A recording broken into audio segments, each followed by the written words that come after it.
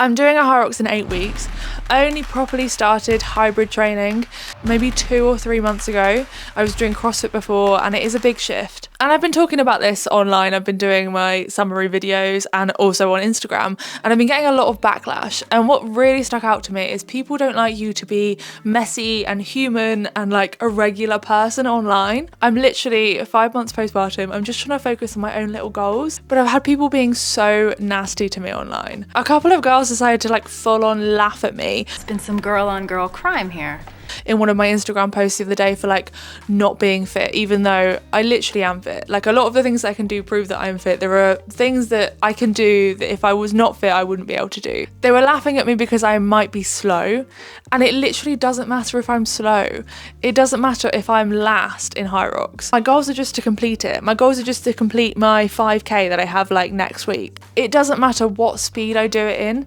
It doesn't matter how good I am at it. It's literally never okay to be nasty about somebody because of their fitness level. And I'm hoping that me sharing, just being like a regular person, not the fittest on earth, just a regular fit person that goes to the gym, runs the odd 5k, runs 3 times a week, does functional fitness, is a bit strong. I'm hoping that sharing that journey, especially just after having a baby, helps somebody else like me get into fitness, get back into fitness, do something different or something that they enjoy. I want to share this journey and be super open about it because I'm aware that there are lots of people that don't believe that they can do this kind of thing. It's not to prove that I'm fit to any of these people that don't think I'm fit anyway, or any of these people that obviously hate me. My content isn't for you. I just find the whole thing really weird. And I mean, CrossFit apparently is not a cult. They say they're not a cult, but they sure do act like a cult when someone tries to leave. And yeah, for years I thought CrossFit was the best way to train for literally everything and that it makes you fit for every sport, but I now know that that's not true. But obviously people are calling me stupid because I don't want to do CrossFit to train for HYROX because they are completely different sports. And Wad Science, who is great, did a whole video on how HYROX and CrossFit are different sports and require different training methodologies.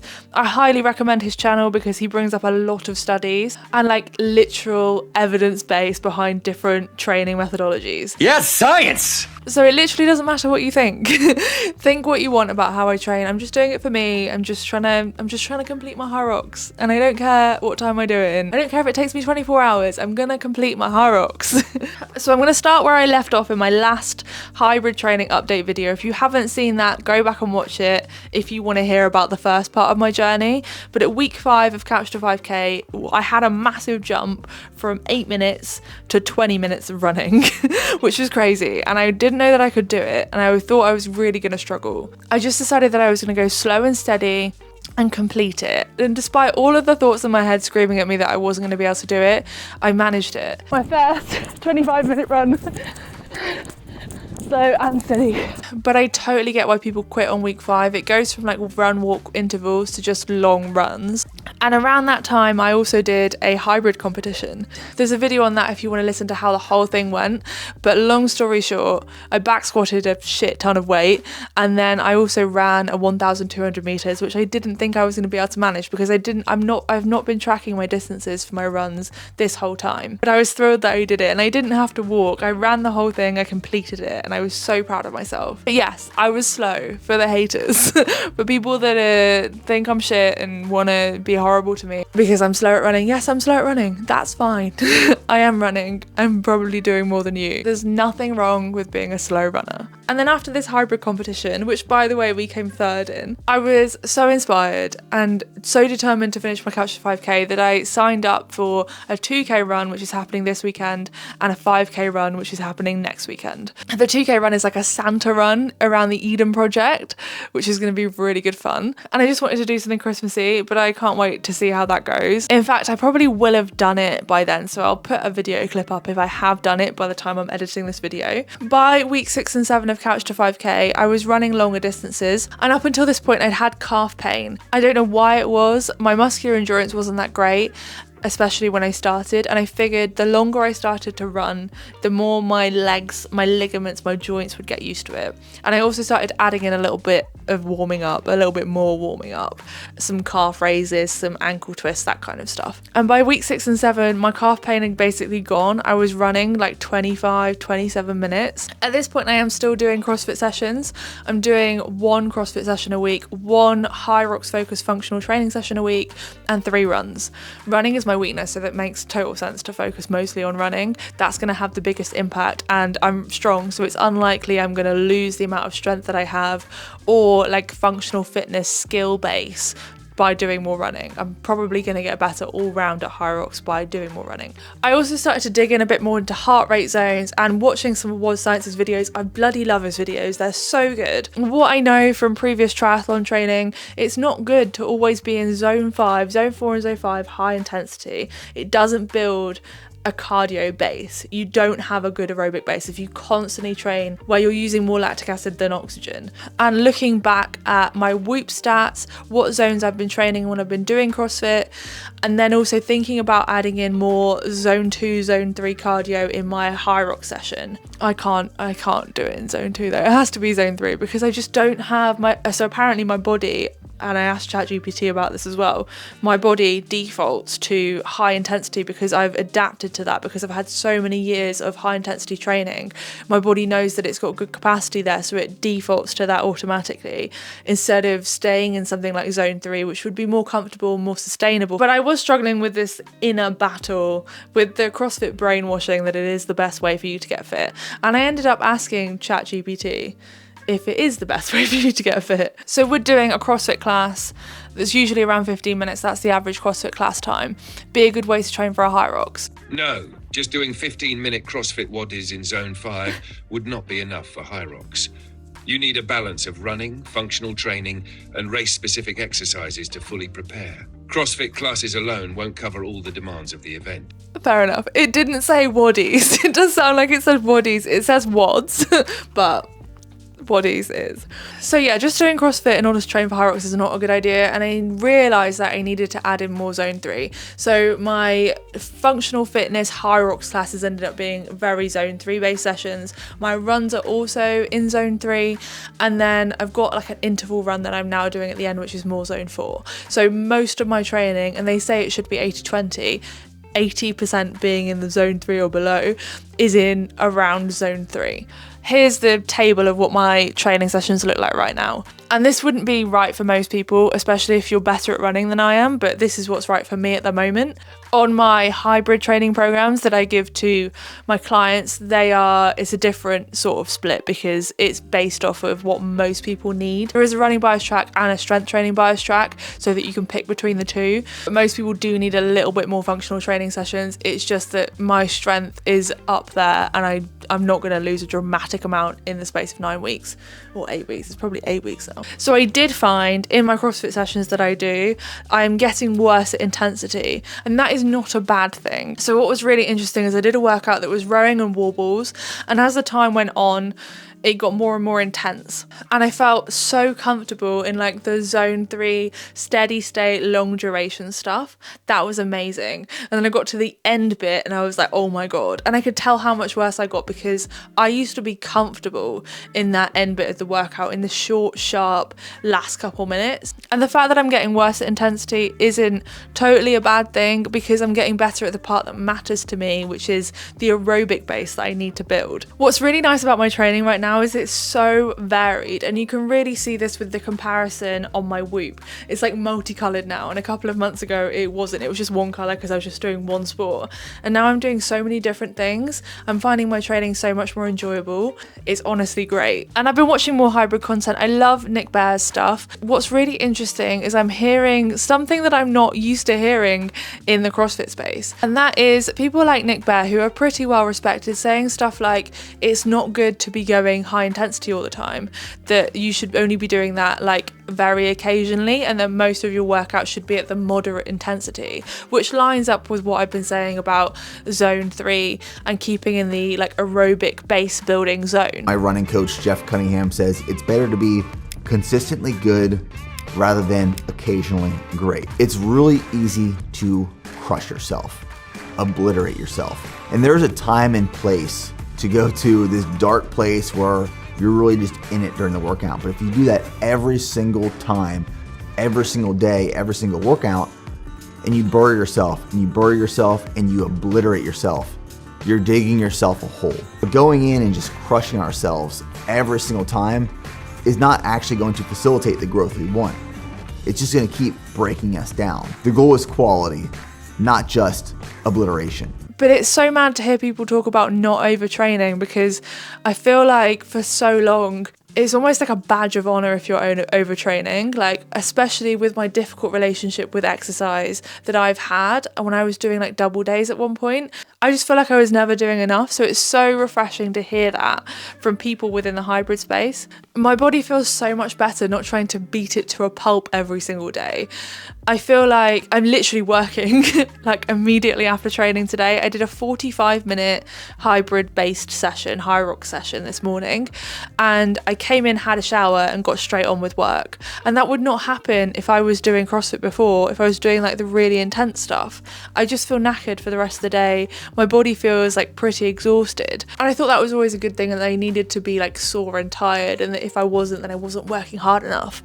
But all of the things that I need to trend in the right direction, like I'm getting fitter, I'm getting better at the things that I want to get better at. My resting heart rate is the lowest it's ever been in my entire life.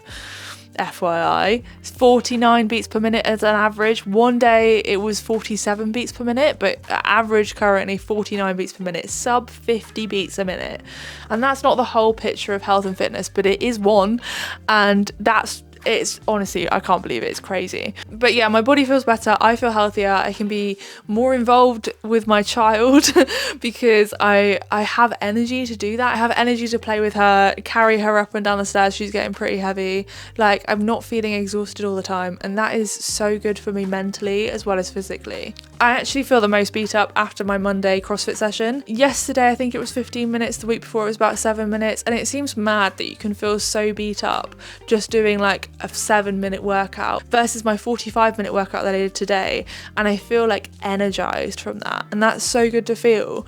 And it is important that I still do the strength stuff and the high intensity stuff occasionally, but it's made me realise that I don't need to do that all of the time, and that is so liberating. So my plan going forward is still 1 CrossFit session, 1 functional fitness session, 1 tempo run, which is 30 minutes, trying to go as far as possible, staying in the top end of zone 3, maybe pushing it a little bit into zone 4 because it is a tempo run, and then 1 long steady state run where I'm adding 10% onto the end of my runs every single week, and then 1 interval run which will be in zone 4, and I'm doing like 5-minute intervals at the moment, and that is the way that I'm going to improve my running. That is what is recommended generally. If you look at any sports science literature, that is what's recommended. So that's what I'm going to follow. Hopefully it's going to help me improve. The workout I did today, the HYROX style 45-minute workout, it was 1k row because I need it to be something cardio based to be able to keep my heart rate in zone 3. And then in between each 1k row, I was doing wall balls, lunges. I've got myself a sandbag,